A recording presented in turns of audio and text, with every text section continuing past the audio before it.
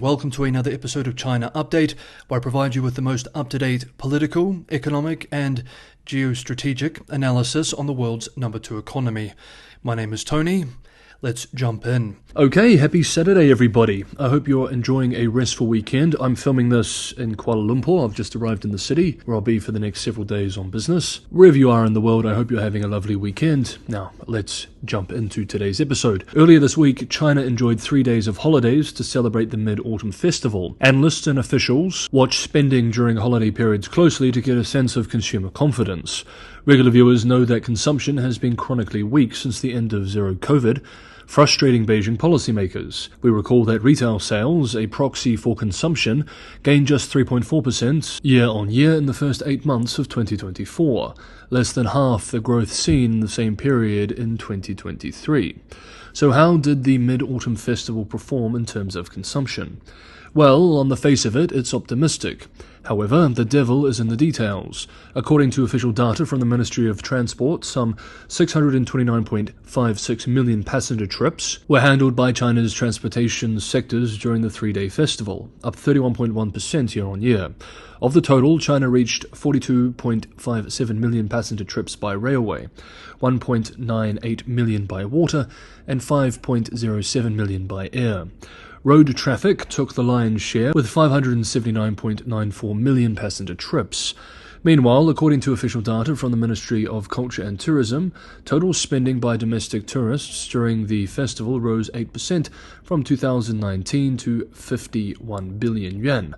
$7.2 billion. The number of trips increased 6.3% to 107 million, according to its statement. This makes this holiday one of only a few post-COVID to see absolute consumption surpass pre-pandemic levels.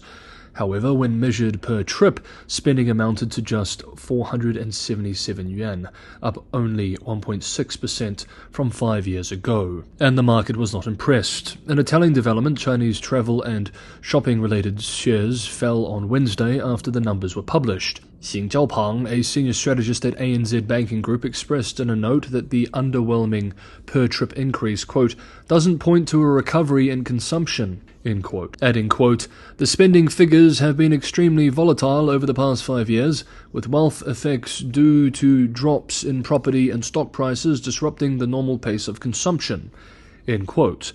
Bloomberg economics economists Chang Shu and David Chu similarly expressed in a note, quote, without a consumer revival, growth drivers will remain unbalanced, with policymakers having to continue to do the heavy lifting, end quote. Other commentators argue that this is all part of Beijing's painful plan to deleverage the economy, a bitter but necessary medicine. T.S. Lombard economists Freya Beamish and Rory Green, for example, argue in a report from Wednesday, quote, policymakers have chosen demand deflation. The mass attempt to deleverage by saving is generating deflation, which is killing profits and crushing wages, end quote. Next up, Liu Wenjie, director of the Hunan provincial government's finance department since December 2022, has died in a fall from her apartment. Things took a dark turn when it was leaked in Chinese media that 2 men who had visited Liu's home also died in the fall. Local police are calling it a criminal case, and due to the senior position of Liu, Beijing investigators will likely get involved in what could end up being a political assassination case. A witness said that the incident occurred shortly after 9 a.m. on Thursday morning in a residential community for finance department employees. Liu's body was found lying beneath the high-rise building she lived in. Multiple sources told Chinese media that the other 2 individuals who fell from the building simultaneously with Liu Wenjie were connected to Liu's work. However, regarding the reason why the 3 people fell, one local media outlet reports, quote, insiders were unwilling to say more, stating that everything awaits police investigation, end quote. The incident occurred at the residential building for the Hunan Provincial Department of Finance in the Tianxin district of Changsha City, the provincial capital. According to witnesses present at the time of the incident, they heard 2 consecutive sounds of objects falling to the ground, with less than a minute between the 2 sounds. Listeners initially thought it was someone throwing objects from a high place, as they didn't hear any other sounds besides the impact. About 10 minutes later, an ambulance arrived at the scene. According to multiple people at the scene, Liu fell from the 13th floor, where 2 open window doors on the balcony were visible. One local media outlet reports, quote, "It is understood that strangers usually find it difficult to enter this residential complex. A person near the scene mentioned that the police have been checking nearby surveillance cameras." End quote. Next up, US-listed Hywin Holdings, Hywin, a Chinese wealth management company accused of scamming over $10 billion from clients, has collapsed, and the controlling shareholder and his son have been detained in Shanghai. China has launched a criminal probe into the disgraced company, which worked closely with property developers Evergrande and Sunak to funnel investor money into their projects. This crackdown comes 9 months after Hywin failed to repay investors when some of its wealth management products matured, sparking a crisis of confidence as thousands of depositors worried about the safety of its bets on property projects after the nation's housing market crashed. Hywin, once the largest distributor of real estate wealth management products, is controlled by Nasdaq-listed Hywin Holdings. Hello. I'm very well. How are you? Oh, I think it's okay. I only just came in an hour or 2 ago, so. I think maybe one more water. Wonderful. Thank you so much. Thank you. Have a good day. You too. Hywin Holdings changed its name to Suntech Holdings early this year to distance itself from the repayment default. Chinese financial media outlet Caixin reports that on September the 11th, the Fengxian branch of the Shanghai Public Security Bureau announced that it had filed a case for investigation against Hywin Wealth Management Co. for suspected illegal fundraising crimes and had taken criminal coercive measures against several suspects. Hywin Wealth is a core company of the Hywin Systems controlled by Han Hongwei and his son Han Xiao. Caixin writes that according to data from third-party platforms since 2023, Hywin Wealth's overdue products have involved a total of 24 issuers, with the total overdue amount exceeding 71 billion yuan, over $10 billion.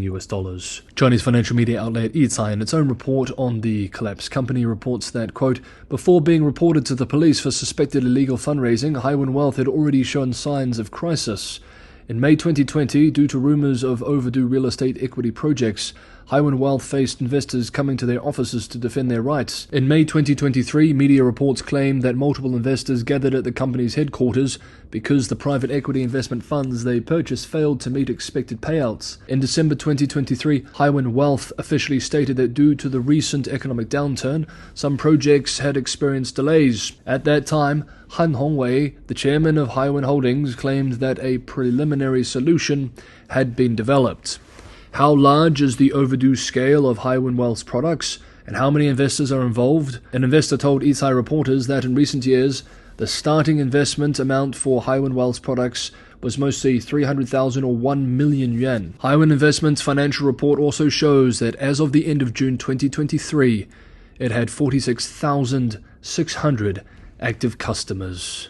End quote. Next up, we have one more update to cover, but just quickly, if you're getting some value from today's episode, don't forget to hit the like button.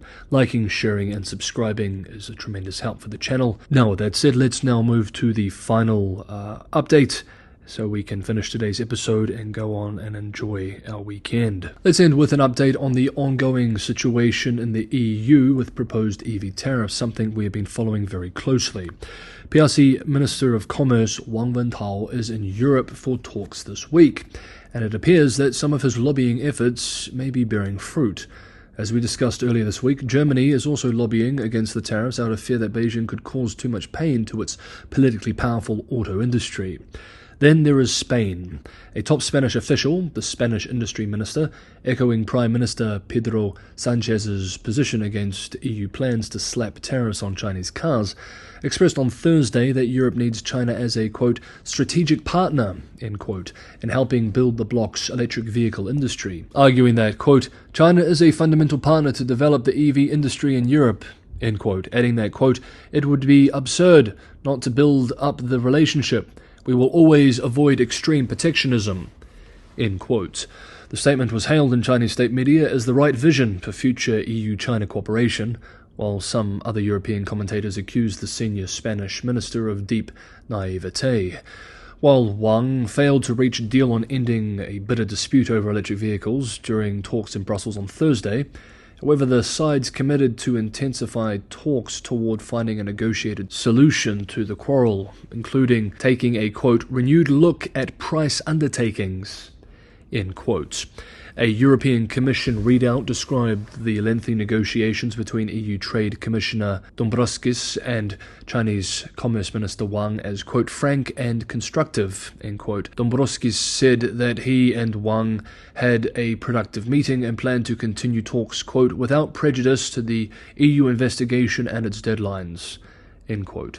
The EU made clear to China that it will continue its formal investigation into unfair subsidies for EVs made in China, but, quote, the two sides agreed to take a renewed look at price undertakings, end quote, according to Olaf Gill, a spokesperson for the European Commission.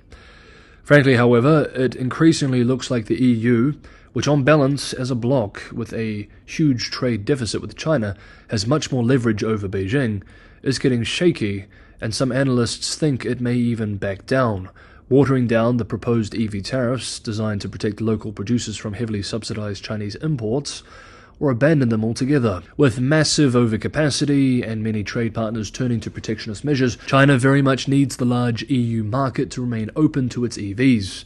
Despite all the talk of the market of the so-called Global South, the developing world does not have the capacity to pick up the slack.